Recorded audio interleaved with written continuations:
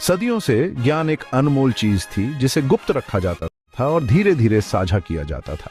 लिखने का काम कठिन था, अक्सर साधुओं और विद्वानों तक ही सीमित था। फिर एक क्रांति आई। छपाई के आविष्कार ने दुनिया को बदल दिया, ज्ञान को सबके लिए सुलभ बनाया और बदलाव की एक आग भड़का दी जो आज तक जारी है। ये छपाई की कहानी है, इसकी विनम्र शुरुआत से लेकर आधुनिक दुनिया पर इसके गहरे प्रभाव तक। बड़े पैमाने पर और जल्दी से पाठ्य को दोहराने की क्षमता ने खेल बदल दिया। अचानक विचार जंगल की आग की तरह फैल सकते थे, सीमाओं को पार कर सकते थे और स्थापित मानदंडों को चुनौती दे सकते थे। छपाई प्रगति का इंजन बन गई, जिसने विचारों, प्रौद्योगिकी और स्वयं समाज में क्रांतियों को आगे बढ़ाया। छपाई की जड़ों का पता प्राचीन चीन से लगाया जा सकता है, जो अपनी नवीनता और सरलता के लिए जानी जाने वाली सभ्यता है। 7वीं शताब्दी की शुरुआत में चीनी वुड ब्लॉक प्रिंटिंग के साथ प्रयोग कर रहे थे, एक ऐसी तकनीक जिसमें लकड़ी के ब्लॉकों पर अक्षरों और छवियों को उकेरा जाता था। फिर इन ब्लॉकों को स्याही से स्याही और कागज पर दबाया जाता था, जिससे प्रतियां बनती थीं। इस पद्धति के सबसे पुराने जीवित उदाहरणों में से एक डायमंड सूत्र है, जो 868 ईस्वी में छपा एक बौद्ध ग्रंथ है। ये उल्लेखनीय कलाकृति पूर्व में छपाई की शुरुआती महारत का प्रमाण देती है। छपाई की कला चीन से पूर्व की ओर फैली, जापान और कोरिया में उपजाऊ जमीन मिली। बौद्ध भिक्षुओं ने धार्मिक ग्रंथों को प्रसारित करने के लिए उत्सुक तकनीक को अपनाया। कोरिया में 13वीं शताब्दी की शुरुआत में धातु के चल प्रकार विकसित किए गए थे, जो मुद्रण तकनीकों की एक परिष्कृत समझ को प्रदर्शित करते थे। जबकि वुड ब्लॉक प्रिंटिंग पूर्वी एशिया में प्रमुख रही, चल प्रकार का आविष्कार अधिक लचीली और कुशल मुद्रण विधियों की दिशा में एक महत्वपूर्ण कदम था। इसने बाद की सफलताओं के लिए आधार तैयार किया, जो पश्चिम में छपाई में क्रांति लाएगी। मुद्रण तकनीक ने सिल्क रोड के साथ पश्चिम की ओर अपना रास्ता बनाया। अंततः 15वीं शताब्दी में यूरोप पहुंच गया। मध्य युग के ठहराव के बाद ज्ञान के भूखे यूरोपीय लोगों ने छपाई की क्षमता को समझ लिया।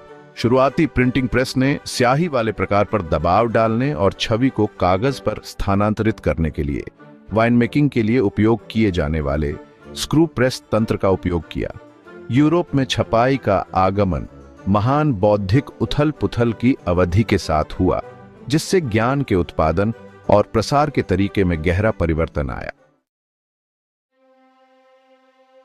खंड 5, गुटेनबर्ग की क्रांति। प्रिंटिंग प्रेस दुनिया को बदल देता है।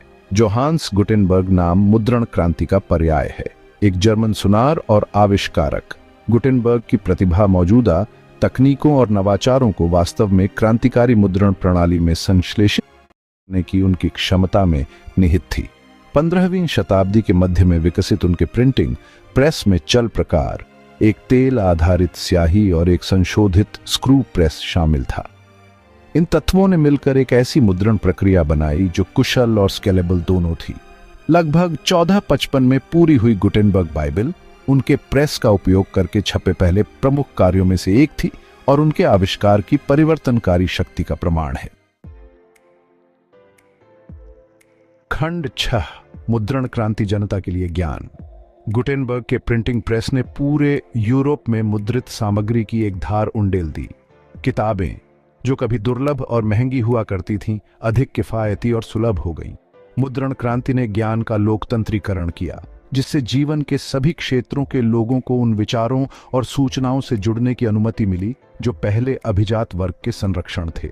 साक्षरता का प्रसार नाटकीय रूप से बढ़ा, क्योंकि लोगों ने मुद्रित पुस्तकों में निहित ज्ञान की दुनिया को खोलना चाहा। सूचना तक इस नई पहुंच ने पुनर्जागरण, सुधार और वैज्ञानिक क्रांति को बढ़ावा दिया, जिससे पश्चिम सभ्यता का मार्ग बदल गया। खंड 7, छपाई और प्रगति, सामाजिक और राजनीतिक उथल पुथल। मुद्रण क्रांति अपनी चुनौतियों के बिना नहीं थी। सूचना को व्यापक रूप से प्रसारित करने की क्षमता का मतलब यह भी था कि असंतुष्ट आवाजें अधिक आसानी से सुनी जा सकती हैं। इसने चर्च और शासक वर्गों के अधिकार को चुनौती दी, जिन्होंने लंबे समय तक सूचना के प्रवाह को नियंत्रित किया था। मार्टिन लूथर के 95 सिद्धांतों से प्रेरित सुधार प्रिंटिंग प्रेस द्वारा फ्यूल्ड था। लूथर के विचार जल्दी से प्रिंट में प्रसारित हुए, पूरे यूरोप में एक ग्रहणशील दर्शक पाए, जिससे कैथोलिक चर्च के भीतर एक विद्वता पैदा हुई और यूरोप के धार्मिक परिदृश्य को हमेशा के लिए बदल दिया गया। खंड 8 आधुनिक दुनिया में छपाई समाचार पत्रों से लेकर डिजिटल युग तक प्रिंटिंग प्रेस लगातार विकसित हो रहा है। बाद की शताब्दियों में दुनिया को आकार देता रहा। समाचार पत्र जनता को सूचित करने और राय बनाने के लिए शक्तिशाली उपकरण के रूप में उभरे। पेनी प्रेस सामर्थ्य और अभिगम्यता पर जोर देने के साथ जनता के लिए समाचार लाया। 20वीं शताब्दी में मुद्रण प्रौद्योगिकी में प्रगति के कारण जनसंचार माध्यमों का उदय हुआ। पत्रिकाएं और पुस्तकें और भी सर्वव्यापी हो गईं। डिजिटल क्रांति, जबकि प्रिंट के लिए एक खतरा प्रतीत होता है, ने कई मायनों में मुद्रित शब्द की पहुंच और प्रभाव को बढ़ाया है। खंड 9 निष्कर्ष, छपाई की स्थायी विरासत। छपाई का आविष्कार मानव इतिहास के सबसे महत्वपूर्ण विकासों में से एक है। इसने ज्ञान का लोकतंत्रीकरण किया, क्रांतियों को बढ़ावा दिया और आज भी हमारी दुनिया को आकार दे रहा है। प्राचीन चीन के पहले वुडब्लॉक से लेकर 21वीं सदी के डिजिटल प्रेस तक छपाई की कहानी मानव सरलता की परिवर्तनकारी शक्ति और लिखित शब्द के स्थायी प्रभाव का प्रमाण है। जबकि छपाई के रूप और प्रारूप विकसित होते रह सकते हैं, हमारी दुनिया से कैसे संवाद करते हैं, सीखते हैं और समझते हैं, इसे आकार देने में इसकी मौलिक भूमिका पहले से कहीं अधिक महत्वपूर्ण बनी हुई है। छपाई की विरासत हमारे चारों ओर है, विचारों की शक्ति का प्रमाण समय को पार करने और समाजों को बदलने के लिए।